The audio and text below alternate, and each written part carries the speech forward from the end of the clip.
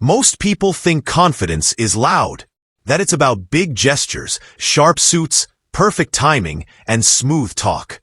They think it's something you're either born with or fake your way into. But the truth? Real confidence, the kind that doesn't shake, doesn't doubt, doesn't disappear under pressure, is built in silence. It's forged behind the scenes. And the ancient Stoics knew exactly how to build it. You won't find their secrets in motivational speeches or viral soundbites. Their rituals were hidden private routines and inner disciplines that turned ordinary men into legends. While the world chased applause, they practiced stillness. While others begged for validation, they trained themselves to need nothing. Their confidence wasn't loud, it was lethal. It didn't boast, it simply acted. It didn't seek attention, it attracted it.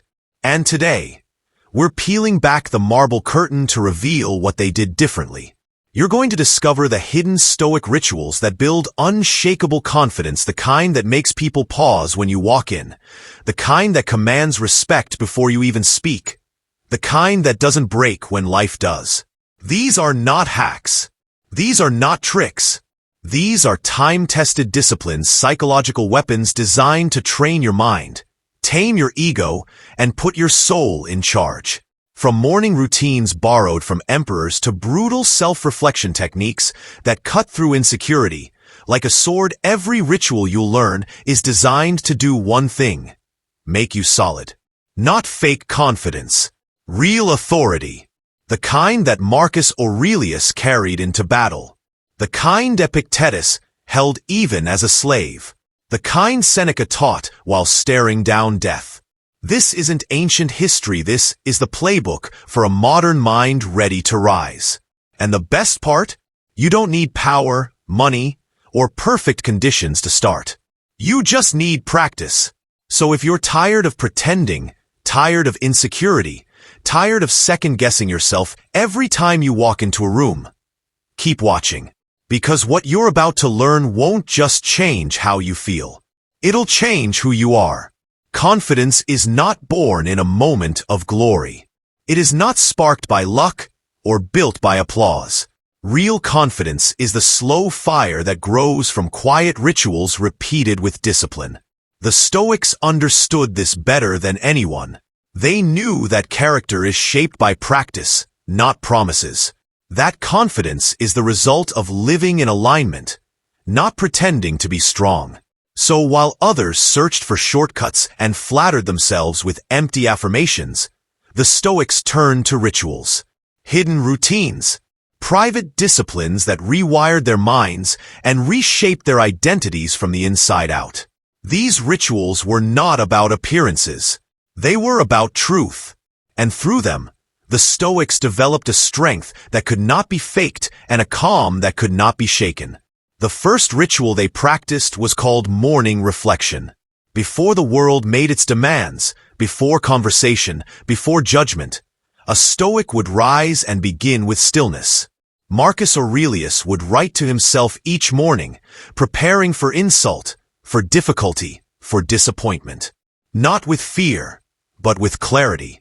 He would say, "Today I will meet arrogance, ingratitude, selfishness, and betrayal." He did not say this to be negative. He said it to avoid surprise. Because surprise breaks confidence, but preparation strengthens it. This ritual was not about rehearsing misery. It was about armoring the mind. If you expect discomfort, you are not defeated by it. This is how the Stoic enters the day. Calm, grounded, already rehearsed for battle. The second ritual was negative visualization. In a world obsessed with avoiding pain, the Stoics leaned into it with imagination. They would picture loss, picture failure, picture the worst-case scenario, not to dwell in fear, but to break its spell. When you imagine losing what you love it more deeply. When you imagine hardship, you stop fearing it. This ritual was a form of mental weightlifting. Epictetus taught that we must prepare our minds like athletes prepare their bodies. And visualizing discomfort was their way of building emotional muscle. Modern minds avoid discomfort. Stoic minds simulate it so they can face it without flinching. That is real confidence. The third ritual was voluntary discomfort. This was not imagination. This was real action.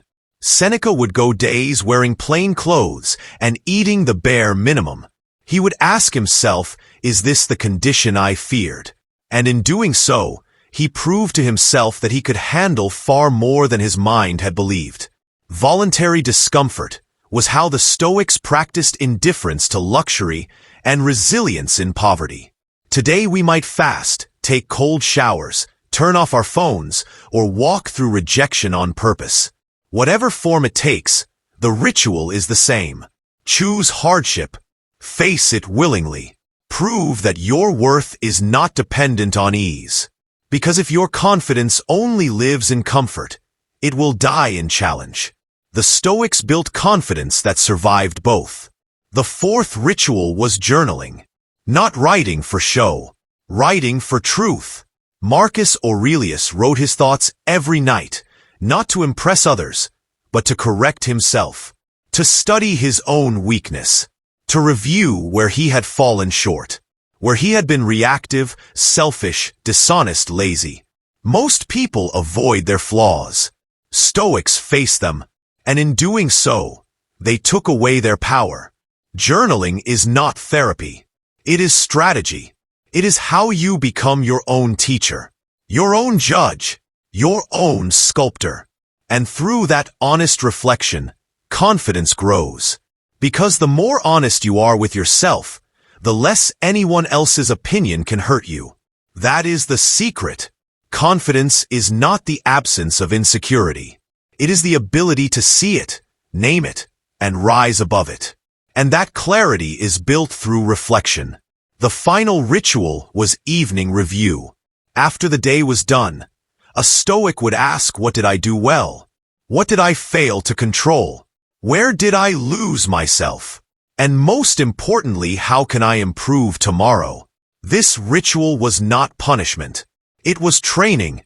It was how they held themselves accountable without guilt, how they studied themselves without shame.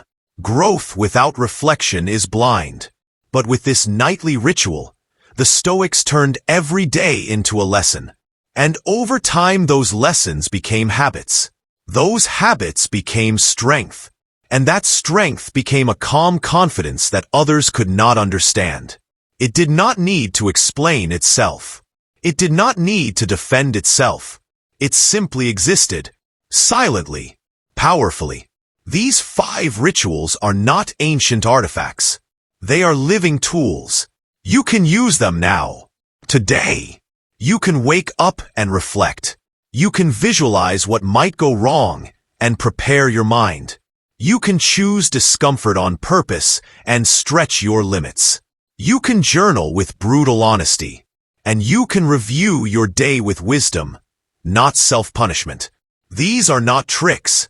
They are ancient mental practices, invisible to others, but transformative to you. Because when you live this way, something changes. You stop looking outside for approval. You stop asking the world to tell you who you are. You start trusting your own process. And in that trust, confidence is born. Not the fake kind. Not the kind that shakes, but the kind that walks in silence. The kind that cannot be taken. The kind that glows from the inside out. This is what the Stoics understood.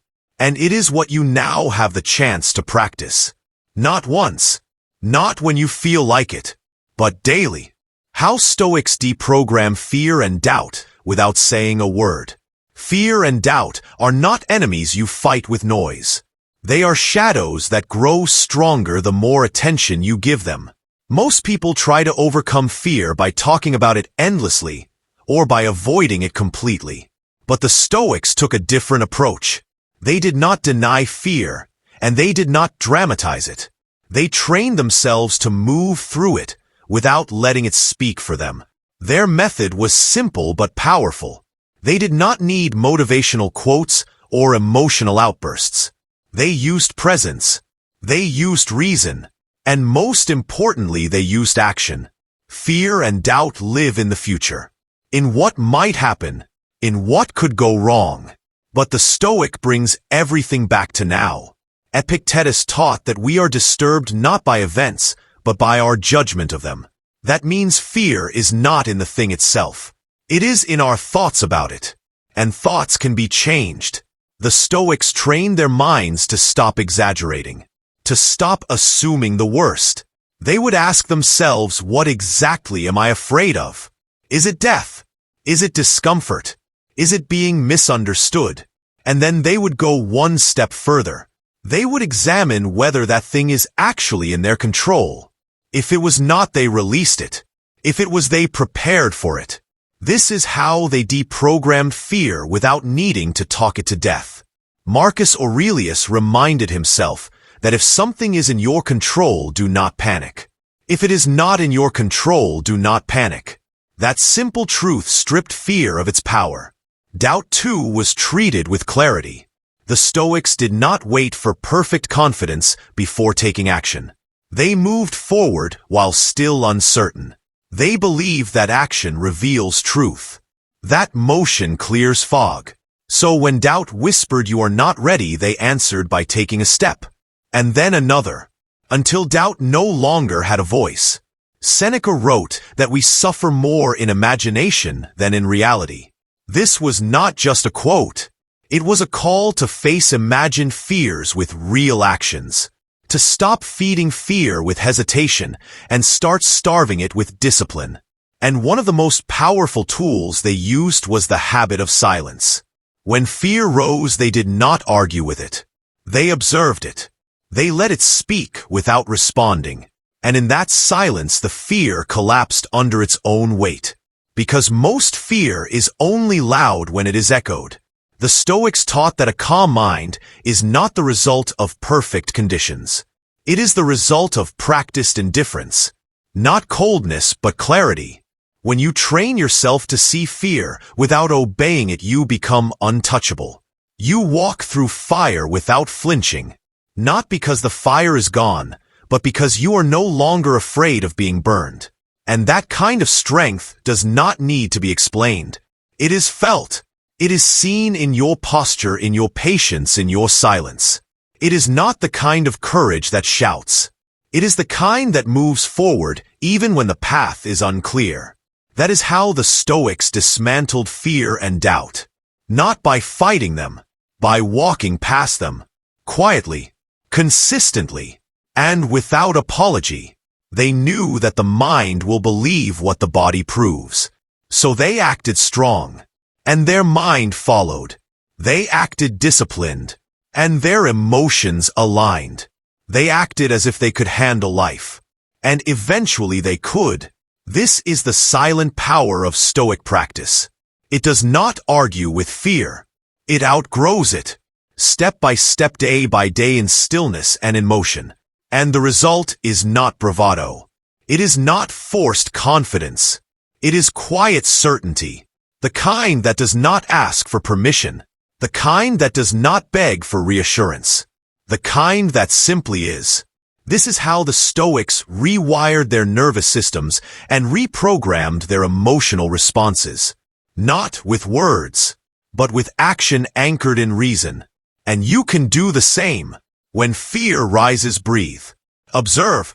Ask, what am I really afraid of? Ask, is this within my control? And then act, even if it is small, even if it is uncomfortable. Because with every quiet step you take, you teach your mind that you are no longer a slave to fear.